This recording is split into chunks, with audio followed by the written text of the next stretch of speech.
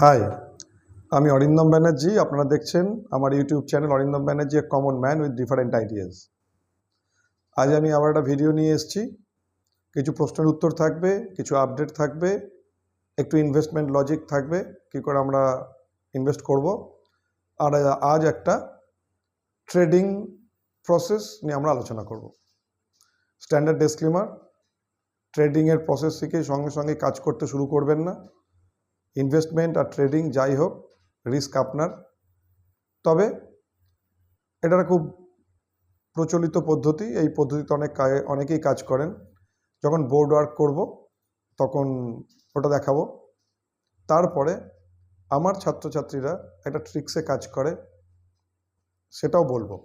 এই ভিডিওই দেখতে থাকুন এবং ভালোই পারফরমেন্স ভালোই, তেমন ছাত্রছাত্রীরা যেটা করছে ভালোই ইনকাম হয় এতে। তবে trading subject to market risk, always maintain stop loss to protect your money. এখানে বোর্ডে লিখে দেওয়া আছে যে আজকের টপিক। প্রথমে ইনভেস্টমেন্ট লজিক একটু বলি। যারা, আমি মনে হয় কাল রাত্রে একটা ইউটিউব পোস্ট করেছি, ইউটিউব ভিডিও দিয়ে আবার আজকেও একটা ভিডিও পোস্ট করি, কারণ এটা দরকার আছে মনে হলো। যারা নিচে কমেন্ট করেছেন তাদের কিছু উত্তর তো আমি দিয়েছি, কিছু আমার ছাত্রছাত্রীরাও মনে হয় দিয়েছে যারা ফোন করেছিলেন উত্তর। আগের দিন প্রায় 23-24 মিনিট পরপর দুটো ভিডিও। আমার ছাত্র ঋতু, সে এখানে একটি আনন্দরাঠির ব্রোকিং হাউস চালায়, সে সাব ব্রোকার। দুদিন 23 মিনিট ধরে ফোন ধরে দাঁড়িয়ে আমার ভিডিও করেছে। তাই আজকে একটা ট্রাইপড জোগাড় করেছে, এটা যাতে কথা পরিষ্কার শোনা যায় তার জন্য একটা ব্যবস্থা করেছে। যদিও আগের ভিডিওগুলো অনেক ভিউ হয়েছে, আজকে এরমভাবে নর্মালি কোনো ভিডিও করিনি, এরম ক্যামেরার দিকে তাকিয়ে থেকে। দেখা যাক, চেষ্টা করি কতক্ষণ বসে কথা বলা যায়, তারপরে তো বোর্ড ওয়ার্ক হবেই। ইনভেস্টমেন্ট লজিক নিয়ে একটা খুব ভালো গল্প আমাদের সিনিয়ররা আমাদের বলেছিলেন। তা সেই গল্পটার জিস্ট যেটা হচ্ছে রাম আর শ্যাম। যারা গল্প শুনতে ভালোবাসেন না দেখবেন না, যারা গল্প শুনতে ভালোবাসেন একটু দেখুন। রাম আর শ্যাম দুজনেই গান শিখতে গুরুর কাছে গেছে। রাম একটু গান জানে, গান বাজনা জানে। তা গুরুর কাছে গিয়ে যখন বলেছেন যে আমি গান শিখতে চাই, আমার কদিন লাগবে, গুরু তাকে বলেছে যে তোমার 1 বছর লাগবে। এবার শ্যাম গেছে, শ্যাম গান বাজনা অতটা জানে না। গুরুর কাছে গেছে, গুরুর সঙ্গে কথা বলেছে, বেরিয়ে আসছে। এবার রাম তো তাকে বলছে, কিরে তোর কদিন লাগবে? আমার তো 1 বছর লাগবে বলেছে। শ্যাম বললো, আমায় তো বলেছে গুরুদেব 6 মাসেই হয়ে যাবে। এবার রামের তো ইগো হার্ট হয়ে গেছে, বলছে স্যার এটা কী ব্যাপার? সঙ্গে সঙ্গে ঢুকে গেছে ভেতরে। গুরুদেব বলছে, গুরুদেব এটা কী ব্যাপার? আমি গান বাজনা জানি, সুর টুর জানি, আপনি আমার গান শুনলেন, আমার লাগবে 1 বছর। আর শ্যাম কিছু জানে না, গান বাজনা কিছু জানে না, আপনার কাছে শিখেছে, আর আপনি বলছেন 6 মাস। এটা কি করে সম্ভব? আমি তো সুর তাল লয় জানি। তখন গুরু বলছেন যে ঠিকই তো, তোমার 3 মাসেই হয়ে যাবে। শ্যামে তো তোমার থেকে ডাবল লাগবে, 6 মাস। কিন্তু তুমি যে এতদিন ধরে শিখে রেখেছো আর তোমার মনে যেগুলো ঢুকে আছে, এগুলো তাড়াতে আমার 9 মাস টাইম লাগবে। তাই তোমার 3 মাসে হবে, শ্যামের 6 মাসে হবে। আগে তোমাকে 9 মাস ধরে ভোলাই। স্টক মার্কেটে যারা আছেন, যত বছর ধরেই আছেন, সেটা খুব একটা বড় ব্যাপার নয়। আমি দীর্ঘদিন ধরে দেখেছি স্টক মার্কেট প্রায় 15-20 বছর ধরে আছেন, সেই মানুষগুলো একই ভুল করে চলেন বারংবার। ট্রেডিংয়ে ভুল হওয়াটা তাও মেনে নেওয়া যায়, তখন খুব ইনস্ট্যান্ট ডিসিশন। ইনভেস্টের ক্ষেত্রে এই ভুল হয়। আর আমি কি বলেছি, ইনভেস্টিং হরাইজন, মানে আমরা কত দিনের জন্য ইনভেস্ট করছি, এটা মূল ব্যাপার। একদম ঠিক কথা। কিন্তু এই গল্পর সঙ্গে আর একটা গল্প বলি, একটা কাকড়া বিছে আর ব্যাঙের গল্প। একটা চরে প্রচণ্ড বৃষ্টি হয়েছে, বৃষ্টিতে নদীর মধ্যে যে চরটা ডুবে যাচ্ছে। তা ব্যাঙ ঠিক করেছে যে একটু দূরে সাঁতরে আমি মেন ল্যান্ডে চলে যাব। এবার কাকড়া বিছে যে রয়েছে, সে বলছে তুমি তো যাবে, আমি তো এখানে থাকলে মরে যাব, তুমি আমাকে নিয়ে চলো। ব্যাঙ বলে, না তো আমি নিয়ে যাব না, তুমি আমায় কামড়ে দাও। কাকড়া বলছে, আরে কামড়াবো কেন, তুমি আমায় পিঠে করে ওপারে পৌঁছে দাও, আমি তোমার সঙ্গে ওপারে চলে যাব, আমি তোমাকে কামড়ালে তো আমি মরে যাব। এবার ব্যাঙ বলছে, ঠিক আছে, তোমার পিঠে বসো। এবার ব্যাঙ জলে সাঁতার কাটতে কাটতে একটু যাচ্ছে, হঠাৎ করে একটু জল এসে গেছে, ব্যাংকটা উভচর প্রাণী, একটুখানি জলে যে ডুব দিয়েছে, সঙ্গে সঙ্গে কাঁকড়া বিছেটা টাক করে ওকে ডাঙ্ক মেরে দিয়েছে, মানে হুল ফুটিয়ে দিয়েছে, প্রচণ্ড বিষ। ব্যাংক বলছে, আরে আমি তো হাঁফ নেওয়ার জন্য নাকটা মুখে ঢুকিয়েছি, এবার আমি কী করে, আমি তো মরে যাব, তুমি আমাকে মরলে তাহলে তুমিও মরবে, আমিও তো মরবো। কাঁকড়া বিছে বলল যে ক্যা করু मैं आदत से मजबूर। ফিদরত মানে ইনস্টিংক্ট যেমন আছে, ভেতরকার অভ্যেস। ইনভেস্টমেন্ট আর ট্রেডিংয়ের ক্ষেত্রে এই দুটো উদাহরণ, এই দুটো গল্প চিরকাল মনে রাখবেন। ইনভেস্টমেন্ট করার সময় পুরনো মাথার যে ইনভেস্টমেন্ট লজিক, যে আবর্জনাগুলো আমাদের মাথায় থাকে, পুরনো ইতিহাস, পুরনো ট্রমা যেগুলো আমাদের মাথায় থাকে, সেগুলো আমার মাথা থেকে বের করতে পারি না। তাই সময়ের সঙ্গে সঙ্গে ইনভেস্টমেন্ট করার পদ্ধতিও যে বদলায়, স্টক খোঁজার পদ্ধতিগুলো যে বদলায়, এগুলো আমাদের মনে থাকে না। রামশ্যামের গল্প। তাই নিজেকে ভুলিয়ে নতুন পদ্ধতিতে, নতুন যুগে এসে দাঁড়িয়ে কি করে ইনভেস্ট করতে হবে, এটাও একটা শিল্পের পর্যায়ে পড়ে। আর ট্রেডিং ওই কাঁকড়া বিচার ব্যাঙের গল্প। আপনি মার্কেট ঠিক পাবেন, তাও কিন্তু আপনার ফিদরত, ভেতরে যে কাঁকড়া বিছেটা আছে, ও আপনাকে ভুল করিয়ে ছাড়বে। এই গল্প দুটো মনে রাখলে ট্রেডিং আর ইনভেস্টমেন্টের কিছু করার আগে একবার নিজেকে যাচাই করে নেওয়ার পরিস্থিতি আসবে। এরপরে ইনভেস্টমেন্টের ক্ষেত্রে আমি যেটা বলি, যে এই গল্পগুলোর সঙ্গে আমি কি স্টক কিনবো, কি স্টক বেচবো, তার কি সম্পর্ক? ভীষণ সম্পর্ক আছে। তখন টোটাল ব্যাপারটাই একটা এডুকেশন। আর এগুলো কিছু পাতার পর পাতা কোম্পানির পোর্টফোলিও, কোম্পানির লাভ লস পড়ে হয় না। ইনভেস্টমেন্ট একটা অভ্যাস, যেটা মানুষ আগেকার দিনে, আমরা যেমন ছোটোবেলায় মেলা দেখতে যাবো বলে সারা বছর ধরে 10 পয়সা, 20 পয়সা, 4 আনা এরকম জমা করতাম। আজকালকার দিনে এরকম পদ্ধতি নেই। আমাদের কাছে মেলা একটা ব্যাপার, বিশাল ব্যাপার ছিল। সারা বছর ধরে দুর্গাপুজোর আগে ভাঁড় ভাঙা হতো, সেইখান থেকে টাকা নিয়ে সেটা দিয়ে একটু পটকাবাজি কেনা হতো, জামা কাপড় বাড়িতে বড়রাই দিতেন, তাই মেলা আর পুজোর জন্য ওই ভাঁড় ভাঙা হতো। সেই তখন থেকে ইনভেস্টমেন্ট লজিক মাথায় ঢুকিয়ে দেওয়া হয়। তারপরে বড় হলে তুমি কাজ পেলে তুমি এলআইসি করবে, বলতে লজ্জা নেই, তার একটা কারণ, এলআইসি তো যারা চাকরি বাকরি পেয়েছেন, ব্যবসা করেছেন, প্রত্যেকেই ফ্যামিলির জন্য একটু করেন। যে কোনো কাজের প্রথমেই এলআইসির এজেন্টরা, দাদারা চলে আসতেন, তাদের মাধ্যমে এলআইসিতে ইনভেস্ট করা হতো। আর তারপরে একটু যখন আধুনিক যুগ এলো, তখন শুরু হলো মেডিক্লেম। শরীর যে কোনো দিন বিগড়াতে পারে, মেডিক্লেম করা উচিত। এটা পরীক্ষিত, প্রমাণিত যে একটা বাড়িতে বড় রোগ ঢুকলে যে টাকা শেষ হয়ে যায়, সেই টাকার ধাক্কা সামলানোর জন্য মেডিক্লেম করা উচিত। ভালো সংস্থা। আমি মেডিক্লেম বেচি না, তাই এটা কোনো প্রমোশন নয়। আর আমি ব্যক্তিগতভাবে এটা বিশ্বাস করি যে মেডিকেল ইন্স্যুরেন্সেরও কিছু কোম্পানি স্টক মার্কেটে আছে। ইন্স্যুরেন্স এজেন্সি, ইন্স্যুরেন্স কোম্পানিগুলোর ব্যবসা যদি ভালো হয়, তাহলে অবশ্যই যে মেডিকেল ইন্স্যুরেন্সের কোম্পানিগুলো আছে এবং অবভিয়াসলি এলআইসি, এদের পারফরমেন্স তো ভালো হবেই। আমি সরাসরি ইউটিউবে বলতে পারি না, আপনি একটু সার্চ করে নেবেন। দেখুন, স্টক মার্কেট যদি ভালো হয়, স্টক মার্কেটের যে ভালো কোম্পানিগুলো আছে, তাদের আর্নিং ভালো হবে, তাদের শেয়ার কিনলে দাম বাড়া উচিত।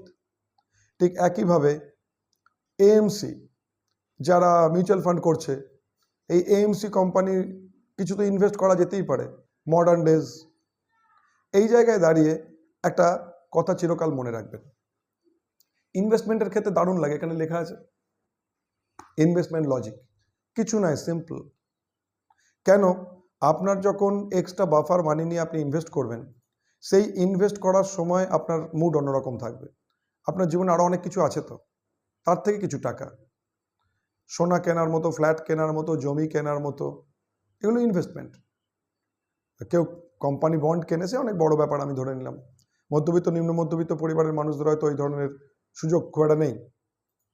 আমি জানি না আমার সাউন্ডটা কিরম হচ্ছে, দেখা যাবে একটা করে। ওরা খুব চেষ্টা করেছে, ট্রাইপড এনে অনেক চেষ্টা করেছে, দেখা যাক কেমন হয়। অবশ্য বোর্ড ওয়ার্ক যখন করবো তখন কতটা ভিডিও হয় সেটা দেখতে হবে। দেখুন, ব্যবসা অনেক রকমের হয়। বাদাম বেচার ব্যবসা। আমরা মাঠে যখন খেলা দেখতে যাই, স্টেডিয়ামে বাদাম বেচতে আসে একটা ঝুড়িতে, 1000 টাকার বাদাম। সঙ্গে সঙ্গে ইনস্ট্যান্ট পেমেন্ট।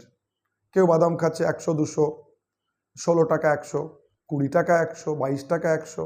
দেখুন কোনো ধার বাকির ব্যবসা নেই, কম পুঁজি, ইনস্ট্যান্ট প্রফিট। এবার আরেকটু বড় করুন, খাবার ব্যবসা, চপ মুড়ির ব্যবসা, দেন অ্যান্ড দেয়ার পেমেন্ট, পুঁজি অনেক কম। ফুচকা, টিকিয়া, আরেকটু বড় ব্যবসা, দেখুন নগদ, কিন্তু মিষ্টির দোকান নগদ। অবভিয়াসলি একটা চপের ব্যবসার থেকে একটা মিষ্টির দোকানে ব্যবসা করতে অনেক পয়সা খরচ হয়, আমি ওই সেন্সে বলছি না। কিছু ব্যবসা আছে স্পন্টিনিয়াস কেনা বেচা, মানে স্পন্টিনিয়াস পেমেন্ট, কম পুঁজিতে ছোট ছোট ব্যবসা, দারুণ দারুণ পেমেন্ট। স্টক মার্কেটে এমন কিছু কোম্পানি আছে যারা ইনস্ট্যান্ট পেমেন্ট পায়, সেই কোম্পানিগুলোতে ইনভেস্ট করলে চটজলদি দুটো পয়সা হয়, ঠিক কথাই। Subject to market risk. মনে রাখবেন, মার্কেট যদি তেজি হয় মোরালে সব স্টক বাড়ে, মার্কেট যখন মন্দি হয় তখন কিন্তু ভালো স্টক, বড় স্টক সবার শেষে পড়ে, রিকভারিও তারাই আগে হয়। কিন্তু এটা সত্যি কথাই, small cap mid cap share কিনে যে পরিমাণ সুইংটা পাওয়া যায়, লার্জ ক্যাপে হয়তো অত পাওয়া যায় না। একটু বড় ব্যবসায় আসি, শাড়ি কাপড়ের ব্যবসা, দোকানের ব্যবসা বলছি না, অনেকে বাড়িতে বাড়িতে দেন। আমাদের দিকে শাড়ি কাপড়ের ব্যবসা নদিয়া বর্ধমানের দিকে ভালো চলে।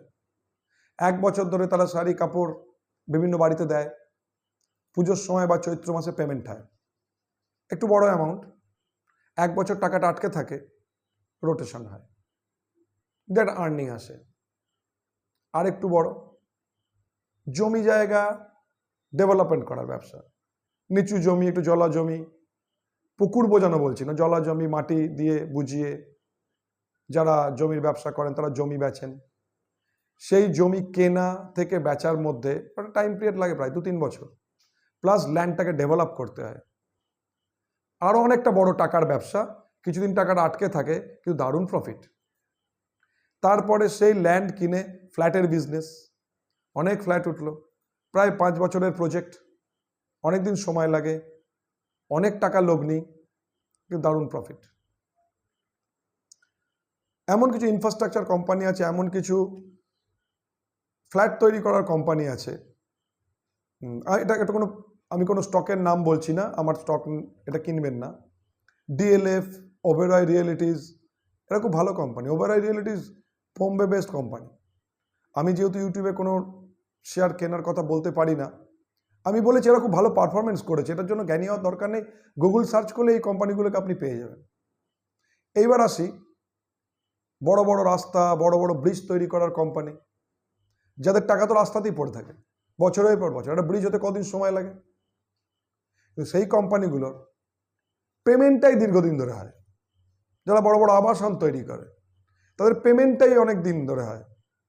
এবার আপনি বলুন, এই বাদাম বেচার ব্যবসা থেকে ব্রিজ তৈরির ব্যবসা, এই টোটালটা যে রেঞ্জ, এই রেঞ্জের মধ্যে যে প্রমোটিং কোম্পানি বা যারা ওই ব্যবসাটা করছে তারা কদিনে তাদের টাকাটা ফেরত পায়। তাই আচমকা কোনো শেয়ারটা 80 টাকা, 90 টাকা, 100 টাকা থেকে 3 বছরের মধ্যে 1000 টাকা দাম হয়ে গেছে, তাদের ব্যবসার কন্ডিশন কতটা বেড়েছে। যে গাড়ি কোম্পানির ক্ষেত্রে 68 টাকা থেকে 1000 টাকা সুইং আপনারা দেখেছেন, তাদের গাড়িগুলো কি 8 লাখ টাকার গাড়িগুলো তারা 16 লাখ টাকা দাম করে দিয়েছে নাকি? এই গ্রোথটা 3টে জিনিসের উপর নির্ভর করে: কোম্পানির ভিশন, কোম্পানির ইনভেস্টমেন্ট, কোম্পানির ব্যবসা, কারেন্ট কোম্পানির সিচুয়েশন, এই মুহূর্তে আমার দেশের স্টক মার্কেটের কি পরিস্থিতি, এই মুহূর্তে গ্লোবাল মার্কেটের কি পরিস্থিতি। দেখুন, নিফটি 50তে যে স্টকগুলো আছে, এটা সবাই জানে যে মার্কেট যখন বড় পড়ে ডিফেন্সিভ, সবাই বলে ডিফেন্সিভ সেক্টরে আপনি ইনভেস্ট করুন, মানে ফার্মা আর আইটি। সত্যি কি আইটির এই যে গেইনটা, যেটা আজকে 2002-3 সাল থেকে আজকে 2024 সালে এসেছে, সত্যি কি লার্জ ক্যাপ আইটি সেক্টরটা আর অতটা বাড়া সম্ভব? তো অটোমেটিক আপনি মিড ক্যাপ আইটি শেয়ার কিনবেন, অনেক ভালো ভালো কোম্পানি আছে, সার্চ করলেই পাবেন। তাহলে আমি বারে বারেই বলছি, আপনার অনেক স্যার কিছু স্টক, তেলের কোম্পানি, তেলের কোম্পানিগুলো কি বাড়বে? গ্লোবাল মার্কেটে যদি তেলের দাম বাড়ে, এটা খুব ভালো বুঝবেন, গ্লোবাল মার্কেটে তেলের দাম বেড়েছে। আমাদের দেশে যে কোম্পানিরা তেল বেচে, তাদের শেয়ারের দাম বাড়তেই পারে। তার সঙ্গে যারা তেল রিফাইন করে তাদের শেয়ার দাম বাড়বে, তার কোনো মানে নেই। আপনাকে জানতে হবে আপনি যে তেল কোম্পানিটা কিনছেন সে কি তেল রিফাইন বিজনেস করে, না তেল এনে রিফাইন করার পরে সেটাকে বেচার বিজনেস করে। মূল ব্যাপারটা সবসময় বুঝতে হবে, ইনভেস্টমেন্ট লজিক খুব সিম্পল। আমি যে টাকাটা লগ্নি করছি সেটা কি ধরনের কোম্পানিতে লগ্নি করছি এই সম্পর্কে ধারণা খুব পরিষ্কার থাকতে হবে। আমরা তো জানতাম, এটা আমি আগের ভিডিওতে বলেছি, আমার ভিডিওগুলো অনেকে কালকেই মনে একজন বলেছেন যে আপনার ভিডিও প্রথম দেখলাম, আপনি খুব ঠোঁটকাটা লোক। আমি জানি না আমি ভিডিওতে খুব চ্যাটাং চ্যাটাং কথা বলে ফেলেছি কিনা, কিন্তু আমি যেটা বিশ্বাস করি সেটাই বলেছি। তাহলে আমার আগের ভিডিওগুলো যদি না দেখেন, আচমকা আজকে আমার এই ভিডিওটা দেখলে হয়তো টোটাল ব্যাপারটা রিলেট করতে পারবেন না। কিন্তু ইনভেস্টমেন্ট লজিক এখানেই দাঁড়িয়ে থাকে, ভেরি সিম্পল ফান্ডামেন্টাল ব্যাপারের ওপরে দাঁড়িয়ে স্টক মার্কেটে ইনভেস্ট করা যায়। সেই লজিকটা কিন্তু আপনার ওই কোম্পানির আজ থেকে অনেক দূরের ভিশনটা কি তার উপরে নির্ভর করে। আপনি গাড়ির শেয়ার কেনেন, গাড়ি দারুণ হবে, 2 হুইলার 4 হুইলার, হাতে গোনা 3-4টে কোম্পানি আছে। আচ্ছা ভেবে দেখুন, ওই গাড়িগুলো চালাতে গেলে টায়ার লাগবেই, তাহলে টায়ারের কোম্পানির শেয়ার এই জন্য খুব স্টেডি হবে বাড়ে। বল বেয়ারিংয়ের বিজনেস যারা করে, বেয়ারিং, সেই শেয়ার যদি কেনেন তাহলে সেই শেয়ারের দাম নিশ্চয়ই বাড়বে যদি আগামী দিনে দিন ভালো থাকে। ব্যাটারির বিজনেস ভালো হবে যদি সূর্য থেকে বিদ্যুৎ তৈরি করতে হয়। কারণ এটা সত্যি কথা, এটা কোনো রেকমেন্ডেশন নয়। দীর্ঘদিন ধরে আমার 1800 টাকার সুজলন দাম চলে এসেছিল 18 টাকা স্প্লিট হয়ে। এটা তো ঘটনা ঠিক, সুজলন এনার্জির দাম আজ 60 টাকা। তাহলে এখানে তো টাকা অবশ্যই লগ্নি হয়েছে, তবে তো 16 টাকা 5 টাকা 8 টাকা 18 টাকা সুজলন এনার্জির দাম আজকে 60 টাকা। এবার আপনি যদি ভাবেন যে স্যার আমি যদি 60 টাকায় সুজলন এনার্জি কিনি তাহলে কি 200 টাকা দাম হবে, আই ডোন্ট নো, আমি জানি না। কিন্তু আগামী দিনে কি বিজনেস আসতে পারে তার উপর দাঁড়িয়ে আজকে 2024-এর জুলাই এই ইনভেস্টমেন্ট দাঁড়িয়ে থাকবে। তার সঙ্গে কিন্তু রোজকার মার্কেট পড়ে যাওয়া উঠে যাওয়ায় কিছু নির্ভর করে না। এই মার্কেট পড়ে গেলে আপনি আপনার ফেভারিট স্টকটা যেটা আপনি ইনভেস্ট করতে চাইছেন সেটা বিভিন্ন দামে পাবেন। তাহলে মার্কেট পড়ে যাওয়া ভালো। ওটা ওই অ্যাডভার্টাইজ দেয় না, দাগ আচ্ছা হয় বলে, একটা বাচ্চা সেই কাদা টাদা মেখে এসেছে, তার মা পরিষ্কার করে দিল জামা কাপড়, কেন না খেলেছে, একটু দাগ টাগ তো গায়ে লাগবেই। স্টক মার্কেটে এসছেন, একটু টাকার ধাক্কা তো লাগবেই। আমি এটা বলেছি, আমাদের সিনিয়ররা বলতেন এমন স্টক কেন যেন 6 মাস দাম না বাড়ে। তখন স্বপ্নের জগৎ চলছিল। আর এরম ভাববেন না যারা করোনার পরে স্টক মার্কেটে এসছেন আমি তাদের কোনো রকম খারাপ চোখে দেখি, একদম নয়। 1 বছর 1.5 বছর আগে যারা স্টক মার্কেটে এসছেন আমি ভীষণ কম্পোজ কিছু ছেলে মেয়ে এবং মানুষ দেখেছি। আমি বলতে চাইছি যে এই পাগলামোটা স্টক মার্কেট নয়। স্টক মার্কেটটা খুব শান্তশিষ্ট ইনভেস্ট করার জায়গা। ট্রেডারদের কথা আলাদা, ইনভেস্টমেন্টের কথা বলছি। তাই আজকের দিনে দাঁড়িয়ে আমি এক্ষুনি যে আলোচনাগুলো করলাম একবার ভেবে দেখুন যে ব্যাটারি বিজনেস তো চলবে, রঙের ব্যবসা, একটা 12 লাখ টাকা 15 লাখ টাকা 20 লাখ টাকার ফ্ল্যাট, আর বোম্বেতে মনে 1 কোটি টাকা একটা পায়রার খোপও পাওয়া যায় না, মানে ছোট ফ্ল্যাটের কথা বলছি। যে যত বড় ফ্ল্যাটই কিনুক রং তো করবে, কি রং করবে। দেশে যদি ডেভেলপমেন্ট হয়, রাস্তাঘাটে ডেভেলপমেন্ট হবে মানছি, বাজেট থেকে তো মনে হলো জাস্ট 2টো রাজ্য আমাদের দেশে আছে। আমি কোনো রাজনৈতিক কথা বলছি না, গোটা দেশের সব রাজ্য সমানভাবে টাকা পেলো কিনা না পেলো কিনা এই নিয়ে আমি বলছি না কিছু, কিন্তু আমার বাজেট থেকে টোটাল মনে হলো যে 2-3টে স্টেটই আমাদের দেশে বিলং করে। তাদের উন্নতি হলে দেশের উন্নতি হবে কি, আই ডোন্ট নো। কিন্তু স্টক মার্কেটের উন্নতি হয়ে আপনার আর আমার উন্নতি হবে কিনা সেটা জানার কথা। আর আমি একবার বলি, স্টক মার্কেট বাড়বে না, স্টক মার্কেট পড়ে যাবে। আচ্ছা ভাবুন তো, আমি স্টক মার্কেটে আছি, আমার নিশ্চয়ই কিছু শেয়ার কেনা আছে, তা স্টক মার্কেট বাড়লে আমার শেয়ারের দামও তো বাড়বে, তা আমিও তো চাই শেয়ার মার্কেট বাড়ুক, তাহলে তো আমার পার্সোনাল বেনিফিট হবে। তাহলে আমি কেন বলছি, বা আমার কাছে যারা ট্রেনিং নিতে এসছে তাদের আমি কিছু ডিরেক্ট ভিউ বলেছি যেটা আমি ইউটিউবে বলতে পারি না, তবে ইনডাইরেক্টলি আমি অনেকবার বলেছি। আর সি দ্য রেজাল্ট, আজকে জুলাই মাসের এক্সপায়ারি হয়ে গেল। আমাকে অনেকে লিখেছেন স্যার আমরা শেয়ার মার্কেটে নতুন এসছি, আপনার অনেক কথা বুঝতে পারি না, অপেক্ষা করুন, আমি খুব শিগগিরই আমার একটা স্টুডেন্ট ইউটিউব চ্যানেল করছে, আমি তাতে খুব সহজ সরলভাবে শেখানো বলার চেষ্টা করব। লিঙ্ক আমি এখানে দিয়ে দেবো, বা আমি আমার ইউটিউব চ্যানেলেও সেই অ্যাড্রেস দিয়ে দেবো, আপনারা সেখানেও দেখে নিতে পারবেন। যেখান থেকেও জ্ঞানটা পাওয়া নিয়ে কথা। ইনভেস্টমেন্ট সংক্রান্ত যে কথা বলতে চাইছি, আমি আশা করি বোঝাতে পারছি যে নিজের লগ্নি, নিজের ভালো লাগা কোম্পানি, স্টক মার্কেটের ইনভেস্টের এটাই অকখ। সহজভাবে ইনভেস্ট রাখতে হবে। মোনোপলি বিজনেস, এই বিজনেসটা এই কোম্পানিটাই করে। টায়ারের শেয়ারের দাম বেশি, ওকে, টায়ারের রাবার লাগে, কার্বন ব্ল্যাক লাগে, তাহলে কার্বন ব্ল্যাক তৈরি করে যে কোম্পানি, এমন কোম্পানি খুঁজে বের করুন। যে কোনো জিনিস জুড়তে গেলে আঠা লাগে, আঠা তৈরি করার কোম্পানি। আমি আশা করি কি বলতে চাইছি আপনারা বুঝতে পারছেন। এবার চার্ট দেখুন, নিজের টাকাটাকে ভাগ করুন। আর আমি তো বলেইছি, কোনো চিন্তা করবেন না, মার্কেট টানা বাড়ে না। একজন লিখেছেন নিফটি সেপ্টেম্বরের মধ্যে 27-28 বা 28,000 হয়ে যাবে। আমি তাকে ইউটিউবের নিচে লিখেছি দু একটা কথা, তাই বললাম হলে তো আমারও খুব ভালো লাগবে, কিন্তু মার্কেটকে কখনো এইভাবে প্রেডিক্ট করবেন, এটাই ভুল পদ্ধতি। আমার এটাই বলার, নিজের ফিক্সড ডিপোজিট ভেঙে, সোনা বেচে, ধার করে স্টক মার্কেটে ইনভেস্ট করবেন না। আপনার যেটা জরুরি টাকা, সেটা স্টক মার্কেটে ইনভেস্ট করবেন না। স্টকের ছবি দেখলে সব বোঝা যায়। আমি এবার একটা ট্রেডিং স্ট্র্যাটেজি নিয়ে বলবো। আমি জানি না আমি কতক্ষণ বলে ফেলেছি। এবার তাহলে বোর্ডটা একটু মুছে দিই। ওরা আমার পাশ থেকে বল, কত মিনিট হয়েছে রে, তার ডিসপোজ কর। আশা করি বোর্ডটা ভালো দেখা যাচ্ছে। আজ আমরা স্টক মার্কেটের ট্রেডিংয়ের একটা সবচেয়ে পপুলার পদ্ধতি শিখব। হ্যাঁ, এটা যে কোনো দেশের ক্ষেত্রেই, যেহেতু আমরা স্ট্র্যাটেজি শিখছি, যে কোনো দেশের ক্ষেত্রে এটা ব্যবহার করা যাবে। আমি ছবিটা আগে এঁকে নিয়েছি। ইউটিউবে এই পদ্ধতি হয়তো অনেকে বলেছে, অনেকের কাছে আছে। আমি আমার মতো করে সহজ সরল করে বোঝানোর চেষ্টা করছি।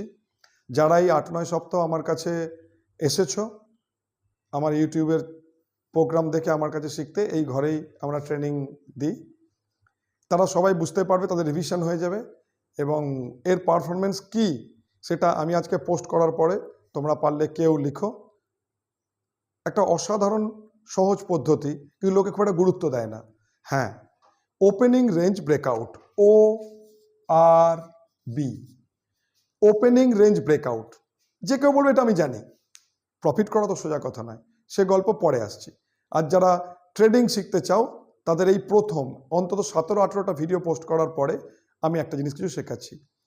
এই পদ্ধতিতে আমার সব ছাত্রছাত্রীরা কাজ করে, কিন্তু এর মধ্যেকার একটা ট্রিক্স, যেটা বহু টাকা ট্রেড করে আমি একটা জায়গাতে এসেছি।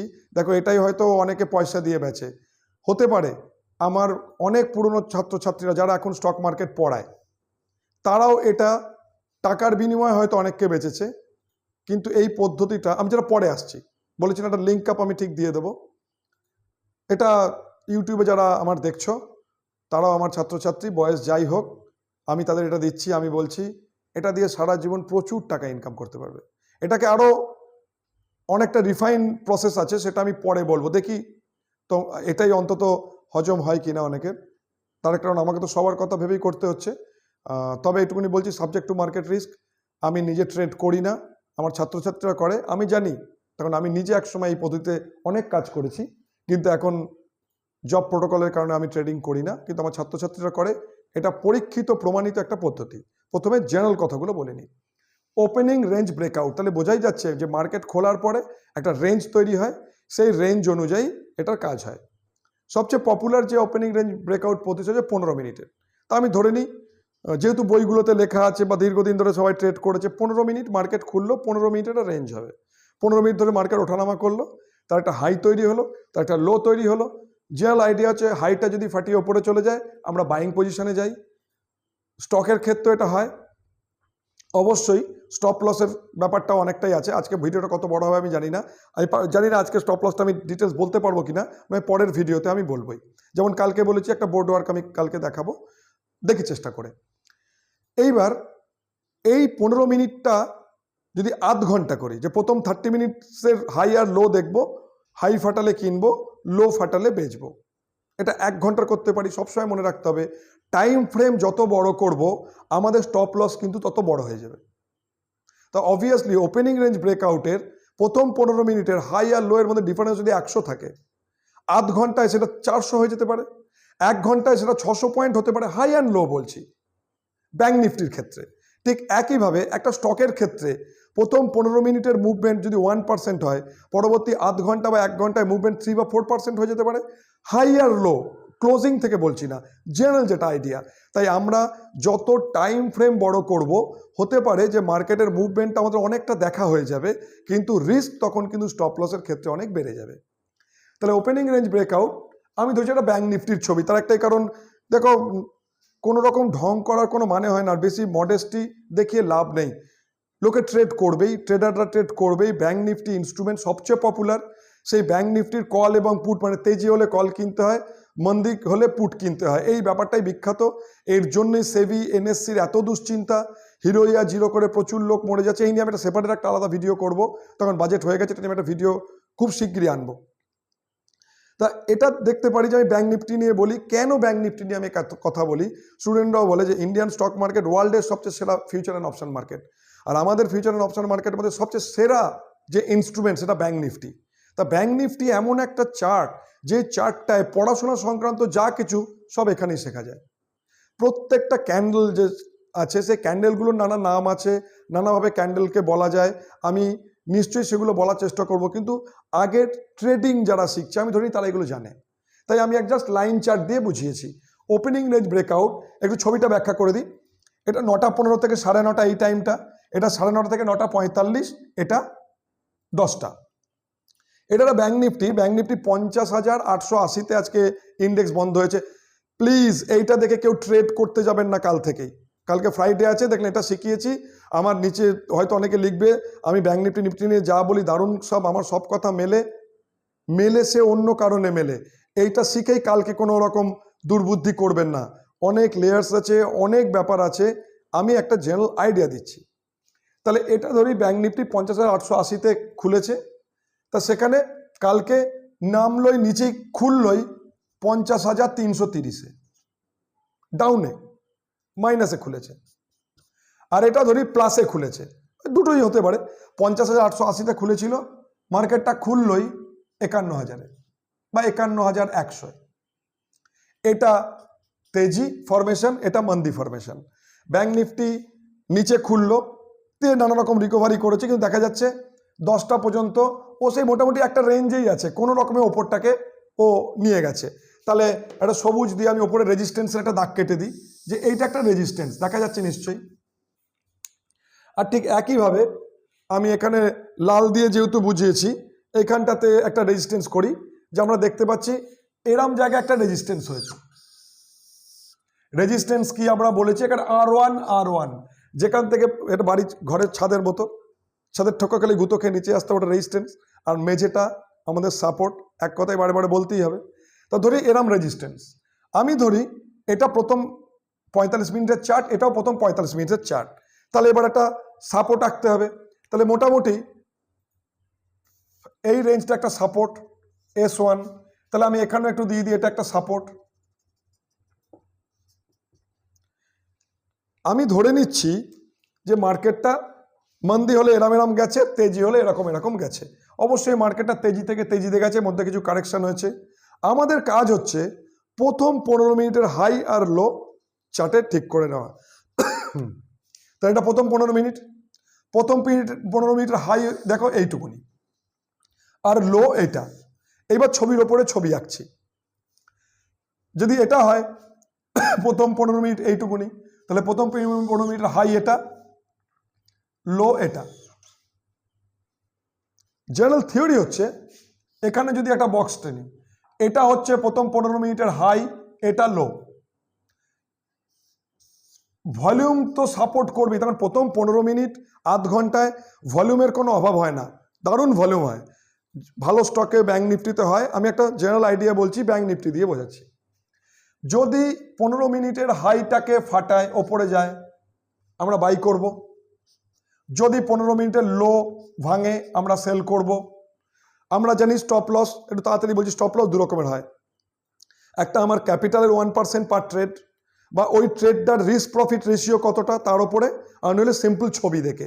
তবে আমি ছবি দেখে স্টপ লস দেওয়ার প্রথম 15 মিনিট 20 মিনিট 45 মিনিট করে পক্ষপাতী নয়। তার একটাই কারণ, ব্যাপক মার্কেট ওঠানামা করে, সেই সময় ছবি দেখলে অনেক সময় হাই ফাটিয়ে লো ভেঙে দিল, ব্যাঙ্ক নিফটিতে হওয়ার 16 আনা চান্স আছে।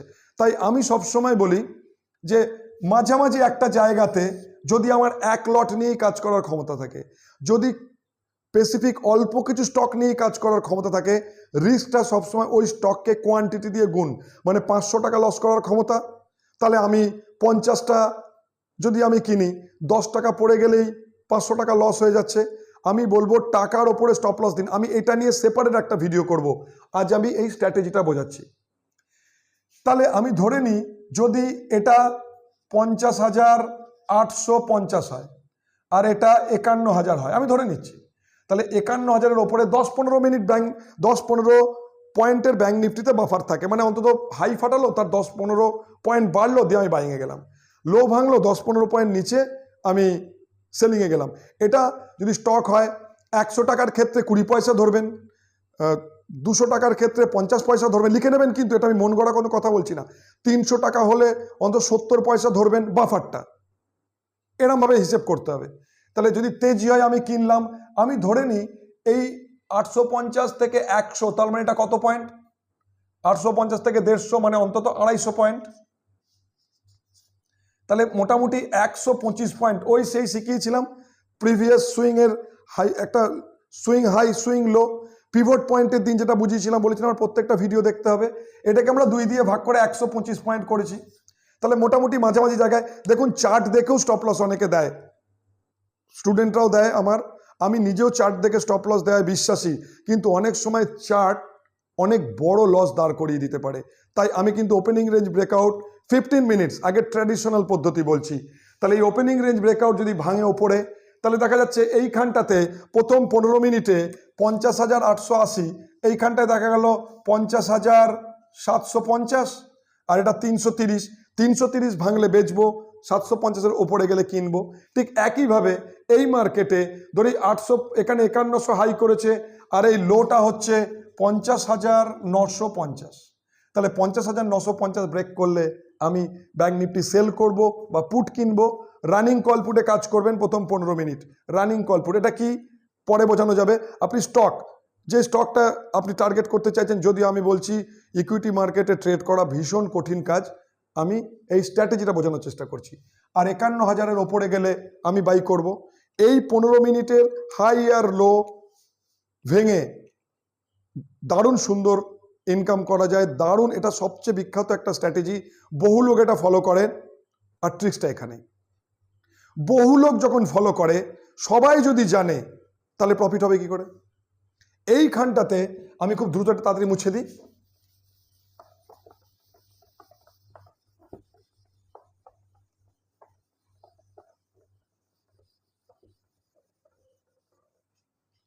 ওপেনিং রেঞ্জ ব্রেকআউটে আমার স্টুডেন্টরা, আমার ফলোয়ার্সরা, বা আমার কথা শুনে যারা 2 পয়সা ইনকাম হয়েছে, তারা, আমি প্রথম 15 মিনিটের গন্ডগোলটায় যেতে চাই না। কেন? প্রথম 15 মিনিটে এরম ক্যান্ডেল তৈরি হয়, একটা দারুণ হাই হতে পারে, দারুণ লো হতে পারে। তাই আমি আমার ছাত্রদের বলি 9টা থেকে 9:15 নয়, 9:30 থেকে 9:45 এই টাইম ফ্রেম। কেন? প্রথম 15 মিনিটের এক্সট্রিম ওঠানামা এই সময় থেমে যায়। বিশ্বাস করুন, অনেকে এই থিওরিটা বেচে প্রচুর টাকা ইনকাম করেছে। এইটা ইউটিউবে আপনারা এতদিন ধরে আমাকে দেখেছেন, নিয়ার অ্যাবাউট 6,000 ঘন্টা প্রায় হতে পারে, তার থেকেও বেশি হতে পারে। এতদিনে আপনারা আমাকে দেখেছেন, এটা আমার তরফ থেকে আপনাদের একটা উপহার। এটা একটা অসাধারণ পদ্ধতি। যারা আমার ইউটিউব দেখছো, শেষ 8 সপ্তাহে যারা আমার কাছে পড়েছো, তারা জানো কি দুর্ধর্ষ পারফরমেন্স, 95% অ্যাকুরেসি। এই দেখে কালকে ট্রেড করতে যাবেন না, আপনারা আগে পেপার ট্রেড করবেন, নিজেদের টাকার ওপরে দাঁড়িয়ে ট্রেড করছেন, আপনাদের রিস্ক, কিন্তু আজ পর্যন্ত এত সুন্দর পারফরমেন্স হয়েছে। এবং এই 15, এই যে আসুন 9:30 থেকে 9:45, তার হাই আর লো যদি ভাঙে, হাই ভাঙলে কেনা, লো ভাঙলে বেচা, ইটস এ ক্লাসিক্যাল এক্সাম্পল। এবং 11টা 15 পর্যন্ত যদি এটা চলে আপনারা করবেন। 11টা 15 বেজে গেলে কিন্তু আর এই স্ট্র্যাটেজিতে কাজ চলবে না। আমি প্রত্যেকটা টাইম ফ্রেমে কি করে কাজ করা যায় তার জন্য অনেক ভালো ভালো স্ট্র্যাটেজি ট্রেডিংয়ের শেখাবো, কিন্তু আবার সাবজেক্ট টু মার্কেট রিস্ক। আমি ব্যক্তিগতভাবে ট্রেডিং করি না, ট্রেডিংকে আমি প্রমোট করি না। অনেক দিন ধরে যারা আমাকে দেখে দেখে আজকে এই জায়গাতে এসেছেন, আমি তাদের জন্য একটা ট্রেডিং পদ্ধতি বললাম। প্রথমে ট্র্যাডিশনাল ওয়েটা বললাম, আমার ছাত্ররা কি করে বললাম। আপনাদের টাইম ফ্রেম হবে 9টা 30 থেকে 9টা 45, এর যে হাই লো এতে কাজ করুন। 11টা 15 বেজে গেলে আর এই স্ট্র্যাটেজিতে কাজ করবেন না। তার জন্য আরো অন্য পদ্ধতি আছে, অন্য কিছু শেখাবো। আজকের ভিডিও এখানে শেষ। আমি জানি না কত মিনিট ভিডিও হয়ে গেছে। তখন যে মানুষটা 4-5 ঘন্টা টানা পড়ায়, তার একটা জাস্ট ক্যামেরার সামনে ট্রাইপডের সামনে দাঁড়িয়ে পড়াতে কতটা অস্বস্তি হয় নিশ্চয়ই বুঝতে পারবেন। কত মিনিট হয়েছে রে? I don't know, 35 minute. দেখুন, ভালো লাগবে। Good night.